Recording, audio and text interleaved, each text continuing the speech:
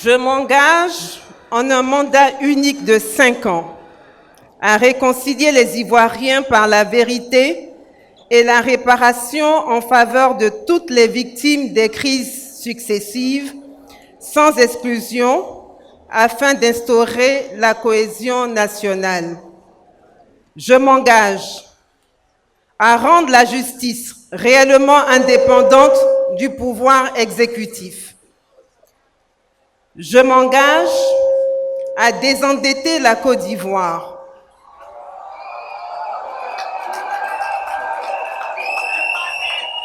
Je m'engage à mettre en place un organe électoral juste et indépendant, gage d'une stabilité. Je m'engage à favoriser le leadership des femmes et des jeunes. Je m'engage à transférer effectivement la capitale à Yamoussoukro. Je m'engage à faire acheter les produits agricoles au juste prix et promouvoir l'industrialisation. Je m'engage à baisser le coût de la vie et augmenter le pouvoir d'achat. Je m'engage à lutter contre la corruption et assainir le milieu des affaires. Je m'engage à rétablir la liberté de la presse et assurer la viabilité des médias. Donnez-moi le pouvoir et je vous le rendrai.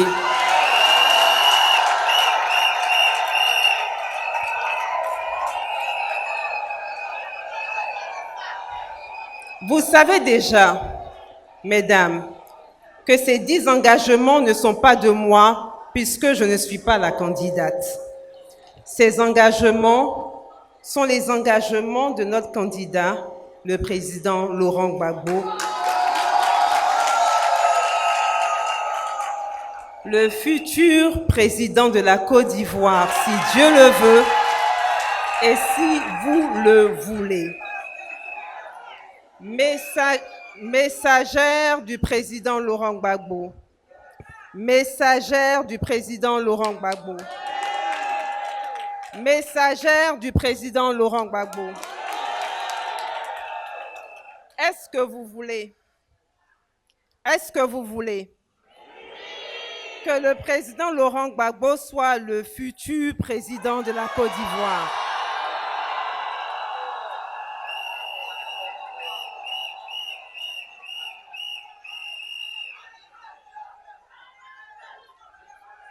Ok. Si vous voulez que le président Laurent Gbagbo soit le président de la Côte d'Ivoire, il faut que vous vous engagiez aussi vis-à-vis de lui.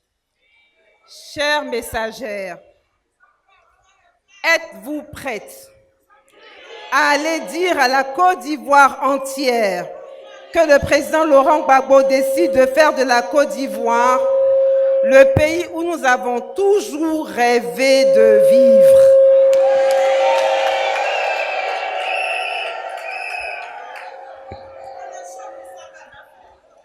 Alors, comme vous êtes chaude pour ça, vous allez aller dire à tout le monde que le président Laurent Gbagbo fera de la Côte d'Ivoire un pays fort de ses richesses, où l'argent travaillera, mais circulera surtout de votre poche à la poche de votre concitoyen. Êtes-vous prête à aller dire à la Côte d'Ivoire que le président Laurent Gbagbo vient pour tous les enfants de la Côte d'Ivoire? Aucune ethnie ne sera au-dessus d'une autre. On ne parlera plus du nord, du sud, de l'ouest, du sud, de l'est, du centre, mais on parlera des sœurs et des frères ivoiriens. Et nous vivrons en bonne intelligence avec nos frères africains ainsi qu'avec toutes les communautés étrangères il fera bon vivre en Côte d'Ivoire. Ce ne sera plus une Côte d'Ivoire où nous avons peur de parler, mais ce sera une Côte d'Ivoire de liberté. Mesdames, pour célébrer cette liberté et cette fraternité bientôt retrouvée, je vais vous demander de vous lever pour que nous chantions ensemble l'abidjanaise. Merci. Madame Odesse Soye,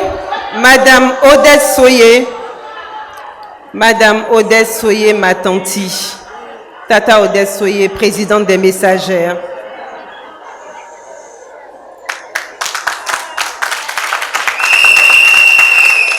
Madame la vice-présidente Agnès Monet, Madame Seri Louma, présidente de la Ligue des femmes, Mesdames les responsables des Messagères nouvellement investies, veuillez recevoir toutes les félicitations du président Laurent Gbagbo et veuillez embrasser pour moi Tata Marie-Odette Lorougnon, absente mais ô combien présente.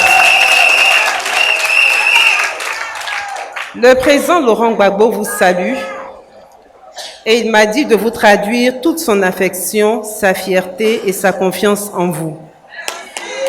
Le président Laurent Gbagbo dit qu'il compte sur vous pour que vous l'aidiez à ramener la victoire aux Ivoiriens au soir du 25 octobre 2025. Mesdames et messieurs,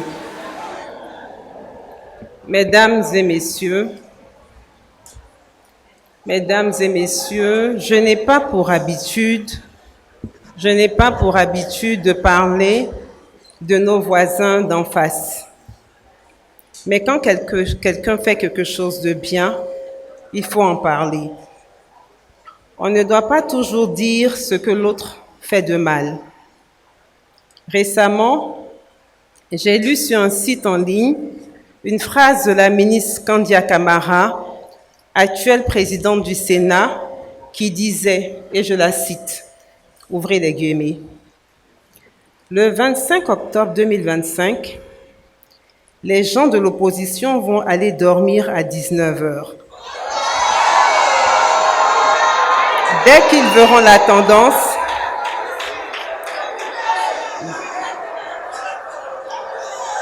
donc je disais que la ministre Kandia Camara, présidente du Sénat, disait, et je la cite, « Le 25 octobre 2025, les gens de l'opposition vont aller dormir à 19h.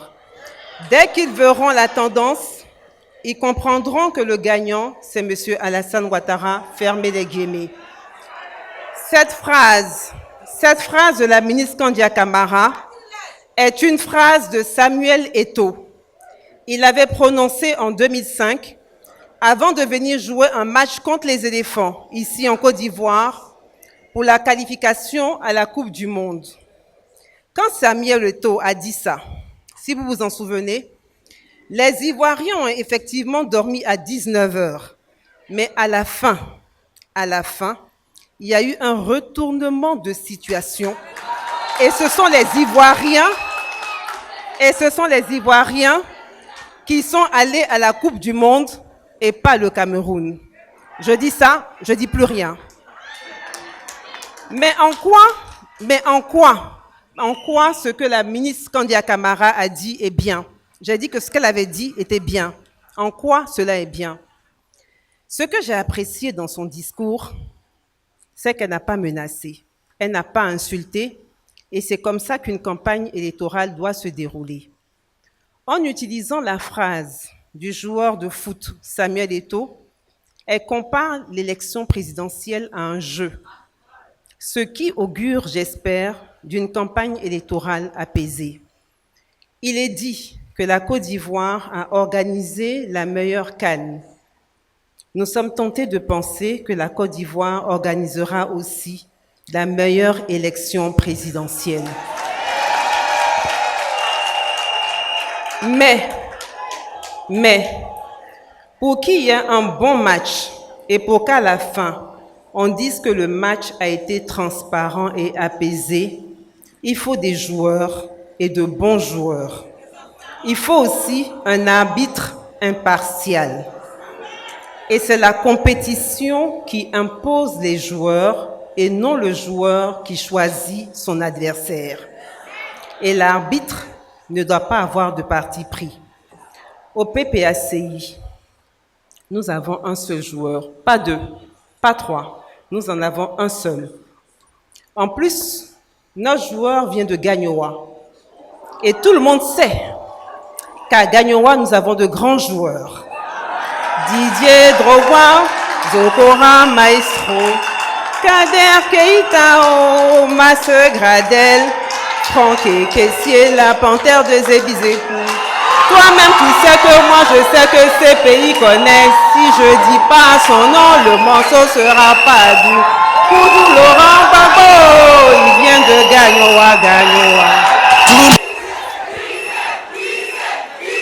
Toi-même, tu sais que moi, je sais que ces pays connaissent. Si je dis pas son nom, le morceau sera pas doux. Koudou Laurent Gbagbo, il vient de Gagnoa, Gagnoa.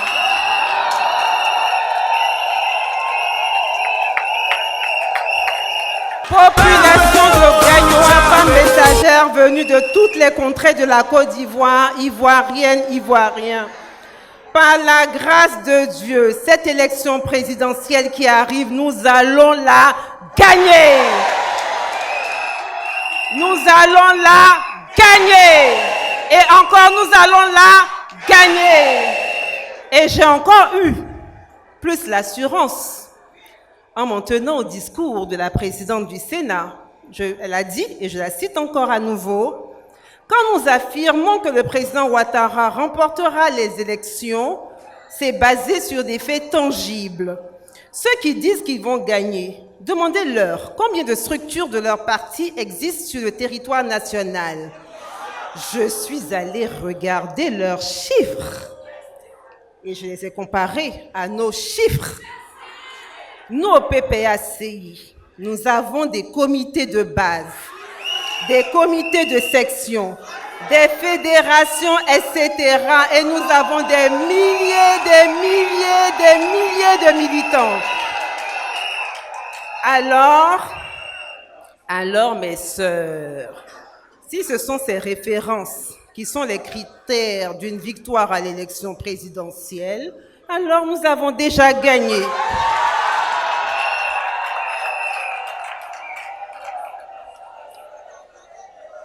Chères messagères, le travail de la campagne du candidat Laurent Gbagbo est entre vos mains. Tante Odette, dis s'il te plaît aux messagères de Gbagbo que notre chef ne doit pas trop se fatiguer parce que la digba dette qui l'attend là, ce n'est pas un petit travail. Les gens n'aiment pas qu'on dise ça, mais je vais dire encore que la digba dette qui l'attend, ce n'est pas un petit travail. Donc notre champion va donc rester un peu au vert en poursuivant sa tournée Kokoko à Abidjan. Et puis vous, toutes les messagères, vous allez parcourir toute la Côte d'Ivoire et vous allez commencer la campagne pour le président Laurent Gbagbo. Tata Odette, est-ce que vous êtes prête pour ça? Chères messagères, tout en vous souhaitant bonne chance pour que vous nous apportiez la bonne nouvelle au soir du 25 octobre 2025, permettez-moi de sortir des questions de campagne électorale afin que j'en vienne à d'autres faits et d'autres sujets qui tiennent ou qui touchent mon cœur. Monsieur le Pex Dano Djedje, président des cartes de Gagnoa, Monsieur le vice-président Tonton Outro Laurent, autorités politiques du Parti des peuples africains, Mesdames et Messieurs, les cadres du GOR, merci pour votre présence à mes côtés. Je me sens honorée et rassurée. Autorités coutumières et religieuses, merci pour vos prières, merci pour vos bénédictions. Je me sens très fière de vous voir ici. Chères sœurs et chers frères, il y a un adage qui dit « Quand tu ne sais pas où tu vas, il faut savoir d'où tu viens. » Nous avons non seulement la chance de savoir où le président Laurent Gbagbo va, mais nous avons aussi la chance de savoir d'où il vient. Il va pour occuper le palais présidentiel et il vient de Gagnoa. Monsieur Laurent Gbagbo est le fils de feu Zépé Koudou Paul et de feu Gadon Marguerite Lélé, paix à leurs âmes respectives. Étant donné que nous sommes à une cérémonie de femmes, permettez-moi de ne parler que de ma belle-mère, Gadon Marguerite. En 2011,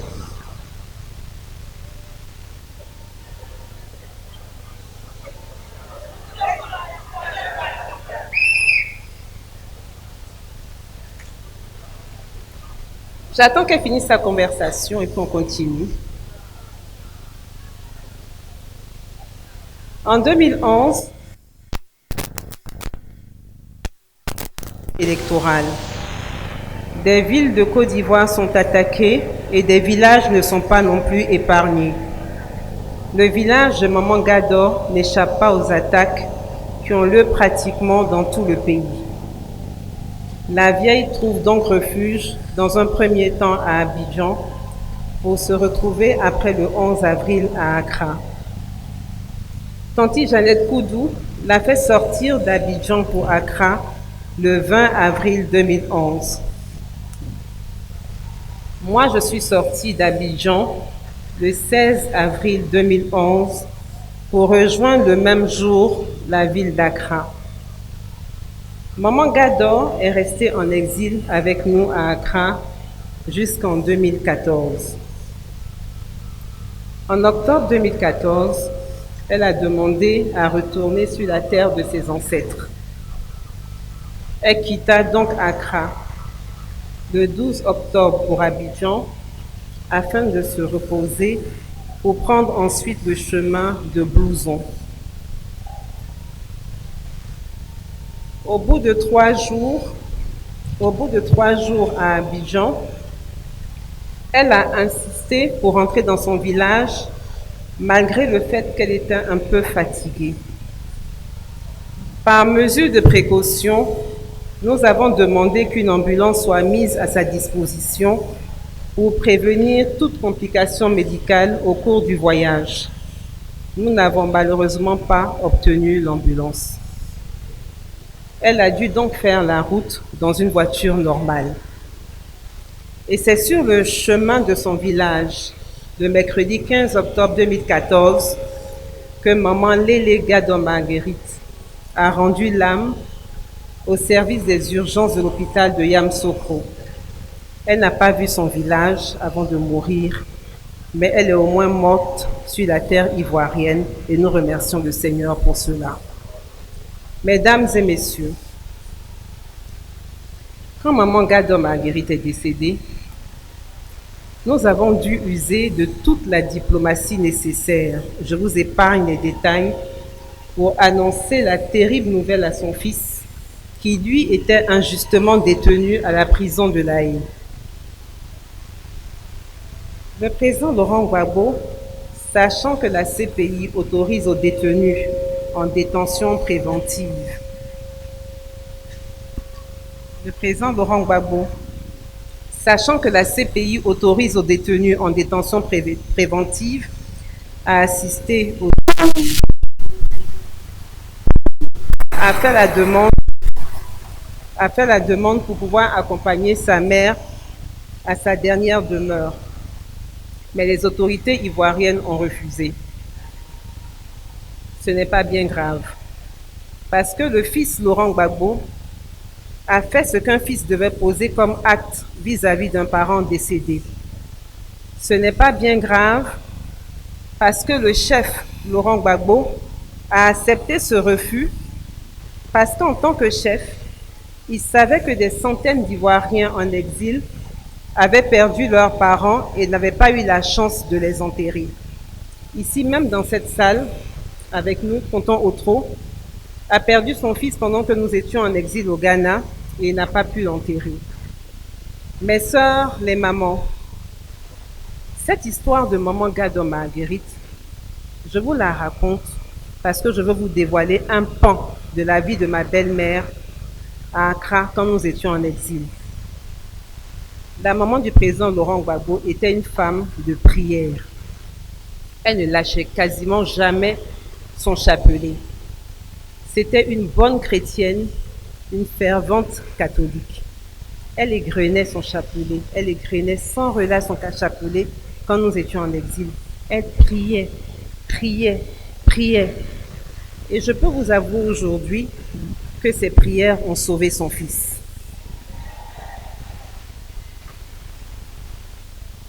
En acceptant de présider la cérémonie d'investiture des messagères à Gagnoa, j'ai voulu rendre hommage à Maman Gado Marguerite, mais j'ai aussi voulu rendre hommage à vous, toutes les femmes du GOR.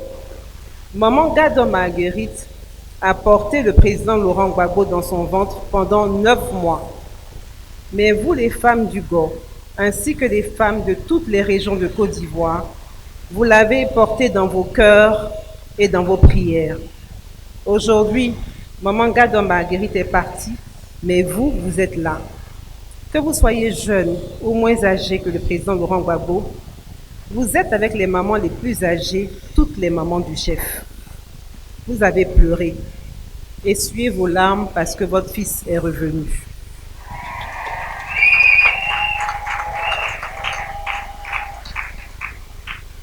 Le président Laurent Gbagbo, il a pardonné ceux qui lui ont fait du mal et il vous demande de pardonner. Vous avez prié pour lui. Vous avez prié pour lui et il a été libéré de la prison de la CPI. Le président Laurent Gbagbo m'envoie vous dire merci, merci pour toutes vos prières. Je m'associe au président Laurent Gbagbo pour vous dire infiniment merci. Nous vous remercions du fond du cœur. Ayao, Ayao, ka.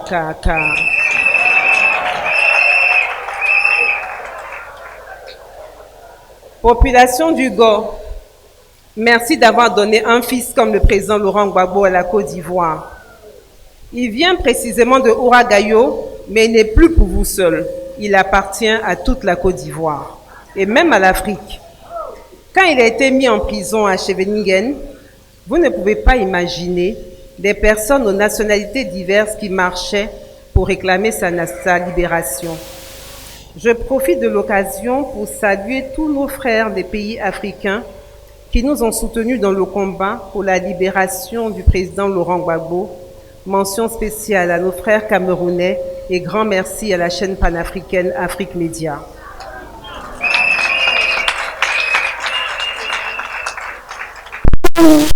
Mesdames et messieurs, le GOR n'a pas que donné le président Laurent Gbagbo à la Côte d'Ivoire. La région du GOR a aussi donné à notre pays de grands hommes politiques. Permettez-moi d'en citer 4. Digna Bayi, candidat pour la députation de Côte d'Ivoire en 1945 face au président Félix Houphouët-Boigny. Le sénateur Victor Biaka Boda, mort en 1950 à Boisflé, et jusqu'à ce jour, on ne sait toujours pas où se trouve son corps. Le médecin Djedje Capri, emprisonné en 1958 parce qu'il s'opposait au régime en place. Kragbe Nyagbe, tué en 1970 dans des circonstances pas du tout glorieuses pour l'histoire de la Côte d'Ivoire. Malheureusement, force est de constater que leur combat a été inachevé. Autorités coutumières et religieuses, population de Gagnoa, vous qui savez accueillir les autres peuples, chers parents bêtés, vous qui avez su accueillir le dignitaire religieux musulman Yacouba Silla, les autres peuples de Côte d'Ivoire avec beaucoup d'amour, faisant de la terre de Gagnoa une terre où les peuples se confondent et où les religions cohabitent, vous êtes un exemple parfait de l'hospitalité. Les démons de la division vont certainement vouloir reprendre leur travail pour faire croire que le bété n'est pas bon pour le djoula et que le djoula est dangereux pour le bété. Ou encore vous faire croire que le baoulé n'est pas bien, etc. Le président Laurent Gbagbo demande de ne pas les écouter. À tous les frères et sœurs du Nord ici présents, nous, peuple du Nord, nous avons toujours été charitables et nous nous sommes toujours bien sentis ici à Gagnoa. Le président Laurent Gbagbo relate avec beaucoup de plaisir les bonnes relations qu'il a avec ses frères du Nord installés à Gagnoa. À la maison, le président Laurent Gbagbo nous explique que les femmes djoula, quand il était plus jeune, gardaient toujours de la nourriture pour les élèves des autres ethnies. Cette fraternité qui a toujours existé entre nous ne doit pas disparaître pour des intérêts politiques. Selon moi, il n'y a pas de problème entre les ethnies, mais il y a un problème entre les militants des différents partis politiques. Il ne faut donc pas stigmatiser les gens en fonction de leurs ethnies. Être djoula ne veut pas forcément dire qu'on est du RDR. Tout comme être bété ne veut pas dire qu'on est PPACI ou encore baoulé ne devrait pas être le signe d'une appartenance au PDCI. La preuve, je suis Maoka de Touba et je suis PPACI et cerise sur le gâteau, je suis mariée à un bété. C'est ça la vraie Côte d'Ivoire. Chers parents du Go, chers parents du Djoula Bougou, chers invités, je ne vais plus être longue, mais je veux terminer mes propos par une profession de foi. Si Digna Bayi, Biaka Boda, JJ Capri et Kragbe Nyagbe n'ont pas pu achever le combat pour la démocratie, je suis certaine que vos prières permettront au président Laurent Gbagbo d'achever toute cette lutte entamée par ces hauts dignitaires du Go et par tous les grands combattants de la liberté. Je suis certaine que le président Laurent Gbagbo va achever le combat pour la démocratie, la souveraineté et l'indépendance financière de la Côte d'Ivoire parce que nous avons mis sa candidature entre les mains du peuple de Côte d'Ivoire et la voix du peuple est la voix de Dieu. Nous avons donc mis la candidature du président Laurent Gbagbo entre les mains de Dieu. Dieu, que nous les musulmans appelons Allah, n'a pas fait sortir le président Laurent Gbagbo des décombres du palais présidentiel pour rien. Dieu n'a pas fait sortir le président Laurent Gbagbo de la prison de La Haye pour rien. Dieu n'a pas fait revenir le président Laurent Gbagbo de la Belgique pour rien. Dieu n'a pas fait créer le PPACI pour que cela soit une œuvre inutile ou vaine. Dieu n'est pas passé par la voix des militants du PPACI pour que ceux-ci demandent au président Laurent Gbagbo d'être candidat comme ça pour rien. Et Dieu qui a permis que le président Laurent Gbagbo accepte d'être candidat n'est pas un Dieu d'inachèvement. Il est un Dieu d'achèvement. Quand Dieu commence, il achève. Quand Dieu commence, il achève. Quand Dieu commence, il achève. Je vous remercie et Laurent Gbagbo va achever le travail de Digna Bayi et de tous nos autres frères. On est ensemble et que Dieu vous bénisse. Merci.